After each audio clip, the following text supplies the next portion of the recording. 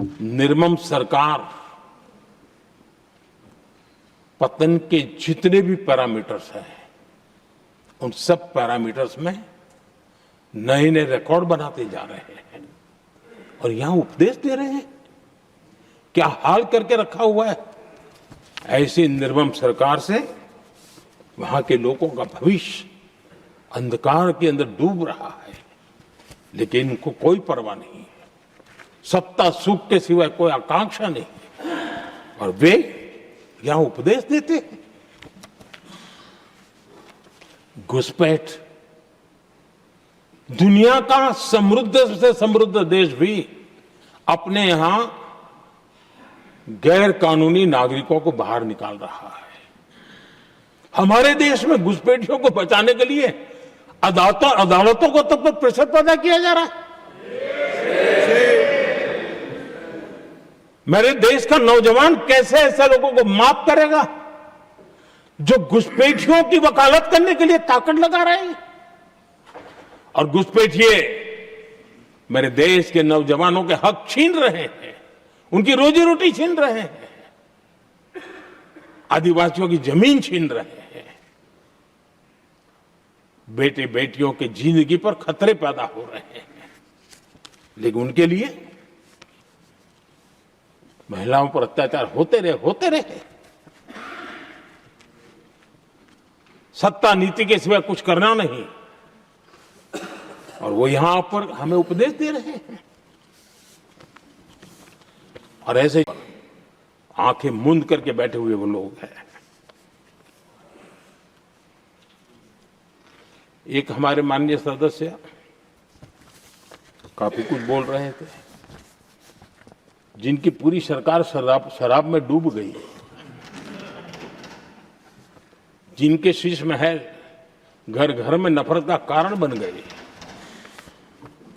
और शायद उनको ब्लैक शब्द ज्यादा पसंद है। हर एक अपना अपना एक भूतकाल होता है।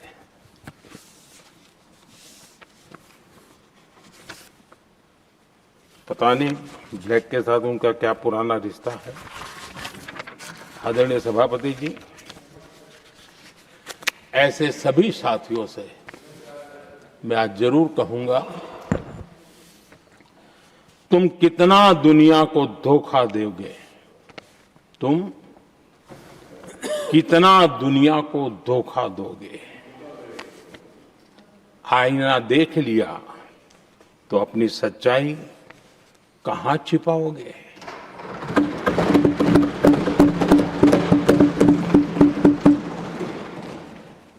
कांग्रेस हो, टीएमसी हो, डीएमके हो, लेफ्ट हो, ये दशकों से केंद्र में सत्ता में रहे हैं, सत्ता के भागीदार रहे हैं। राज्यों में भी उनको सरकारें चलाने का अवसर मिला है, लेकिन उनकी पहचान क्या बनी। आज डील की चर्चा होती है तो गौरव से कहते हैं, तब डील की चर्चा होती थी तो बॉफोर्स डील याद आता था। ये डील होते थे।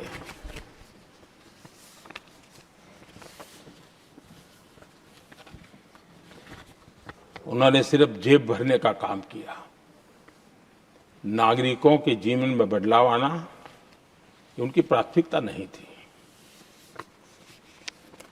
आदरणीय सभापति जी, मैं कुछ उदाहरणों के साथ भी बात बताना चाहता हूं क्योंकि यहाँ चर्चा में ये सारे विषय आए हैं और इसलिए मुझे कहना बहुत जरूरी है।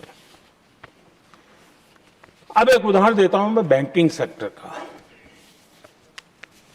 बैंकिंग सेक्टर एक प्रकार से अर्थव्यवस्था की ग्रिड होता है। 2014 से पहले फोन बैंकिंग का कालखंड था। नेता के फोन जाते थे और उसके आधार पर करोड़ों रुपया दे दिए जाते थे और गरीबों को तो बैंकों में दुत्कार मिलती थी, नफरत होती थी। देश की 50% से ज्यादा आबादी बैंक के दरवाजे तक नहीं देख पाई थी। कांग्रेस के नेताओं के फोन पर अरबों रुपये लोगों को दे दिए गए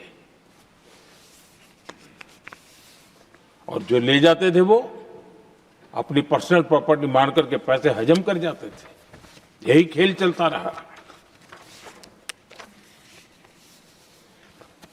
कांग्रेस और यूपीए के राज में और आज जो इंडी अलायंस बनकर के बैठे हैं उनके राज में बैंकिंग व्यवस्था तबाही के कगार पर खड़ी थी। मैं नया प्रधानमंत्री के पद का दायित्व मुझे मिला, मैं एक देश के मुखिया से मैं मिला, ऐसे ही बात कर रहा था। मैंने कहा बैंकिंग की दृष्टि से हम कुछ आगे बढ़ना चाहिए। उन्होंने कहा पहले एक बार साहब जरा अभी आप नए हो, आपके बैंकों की व्यवस्था का अध्ययन कर लीजिए। हम कैसे हिम्मत करें? एक देश के नेता ने कोई एक जानकारियां थी, उसने मुझे बताया यहां इनको कोई परवाह ही नहीं। यानी एक प्रकार से उन्होंने जिस प्रकार से बैंकिंग व्यवस्था को एनपीए के पहाड़ खड़े हो गए थे। जहां भी देखो चर्चा चलती थी एनपीए का क्या होगा, एनपीए का क्या होगा, कैसे बचेंगे। आदरणीय सभापति जी, चुनौती बड़ी थी लेकिन हमने समझदारी से काम लिया।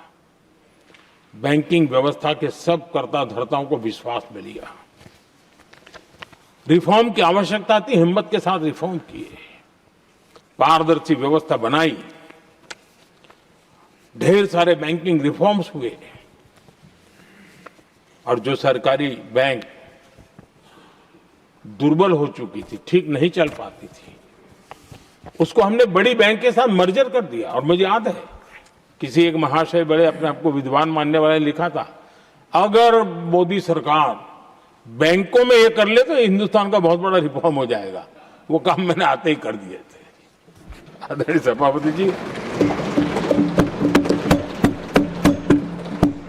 और इन सारी चीजों का नतीजा हुआ बैंकों में जो बीमारी घर कर गई थी उस बीमारी से बैंकों को मुक्ति मिली। बैंकों का स्वास्थ्य सुधरा, लगातार सुधरा, अभी भी तेजी से आगे दौड़ रहे हैं। और बैंकिंग का जब स्वास्थ्य सुधरा तो लेन देन का कारोबार भी उनका बढ़ा, लोगों को पैसे मिलने लगे, सामान्य व्यक्ति को पैसे मिले। ऐसे ऐसे गरीब लोगों को लोन मिले जिनके लिए कभी बैंक के दरवाजे बंद थे, बेचारा दूर से देख करके उसे जाना पड़ता था। आज मुद्रा योजना जो देश के नौजवान को अपने पैरों पर खड़े रहने की ताकत देता है, मुद्रा योजना जो स्वरोजगार की प्रेरणा देता है, लेकिन स्वरोजगार के भाषण के काम नहीं होता है, उसका हाथ पकड़ना पड़ता है।